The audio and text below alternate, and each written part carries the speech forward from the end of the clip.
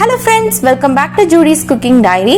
இன்னைக்கு நம்ம சேனல்ல ரொம்ப சூப்பரான சாஃப்ட்டான மாய்ஸ்டான banana cake எப்படி செய்யறதுன்னு பார்க்கலாம்.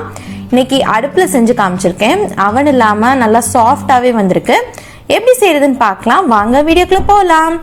நீங்க நம்ம சேனலை ஃபர்ஸ்ட் டைம் பாக்குறீங்கன்னா மறக்காம கீழ இருக்க red colour subscribe button press பண்ணிட்டு பக்கத்துல இருக்கிற பெல் ஐகான் பிரஸ் பண்ணிக்கோங்க. ஃபர்ஸ்ட் பவுல்ல 100 grams அளவுக்கு அன்சால்டட் பட்டர் எடுத்துக்கோங்க. ஸோ இது பார்த்தீங்கன்னா ரூம் டெம்பரேச்சரில் நல்லா சாஃப்டாக இருக்கணும், அந்த மாதிரி எடுத்துக்கோங்க.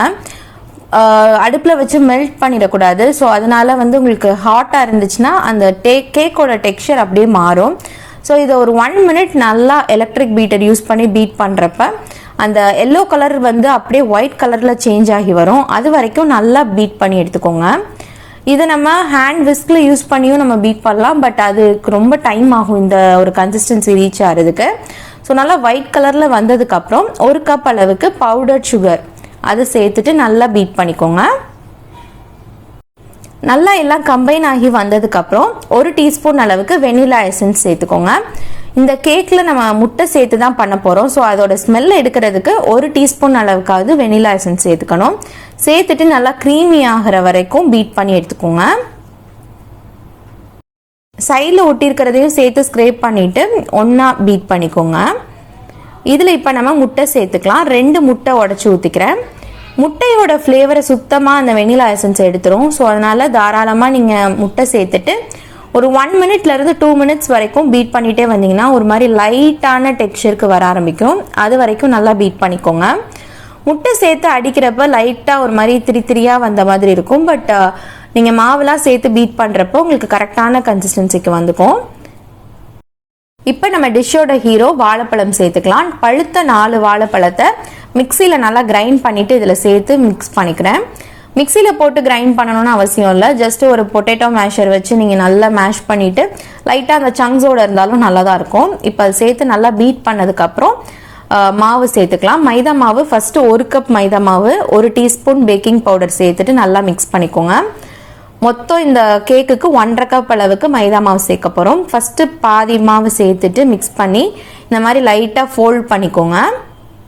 இப்போ மீதி இருக்கிற 1.5 கப் மாவை சேர்த்துட்டு திருப்பி மிக்ஸ் பண்ணிக்கோங்க.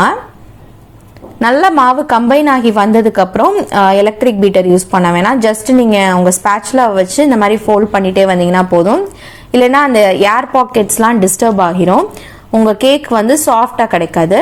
ஸோ இப்போ நல்லா கம்பைன் ஆகி வந்ததுக்கப்புறம் கேக் டின்ல ஆயில் தடவி அதில் பார்ச்மெண்ட் பேப்பர் போட்டு வச்சுருக்கேன். ஸோ அதில் நீங்கள் கேக்கை நல்லா இந்த மாதிரி அந்த பேட்டரை சேர்த்துட்டு மேலே லைட்டாக ஸ்ப்ரெட் பண்ணிகிட்டே வந்தீங்கன்னா உங்களுக்கு கேக்கில் கிராக் எதுவும் விழுகாது. பேக் ஆகி வரப்ப உங்களுக்கு சாக்லேட் சிப்ஸ் பிடிக்கும்னா அது மேலே தாராளமாக ஸ்ப்ரெட் பண்ணிக்கோங்க. நான் அந்த வீடியோவில் மிஸ் பண்ணிட்டேன் ஆட் பண்ணுறத. ஸோ இப்போ ப்ரெஷர் குக்கரில் ஒரு 10 நிமிஷம் ஸ்டாண்டு போட்டு ப்ரீ ஹீட் பண்ணி வச்சுருந்தேன், கேஸ்கெட் எதுவுமே போடாமல்.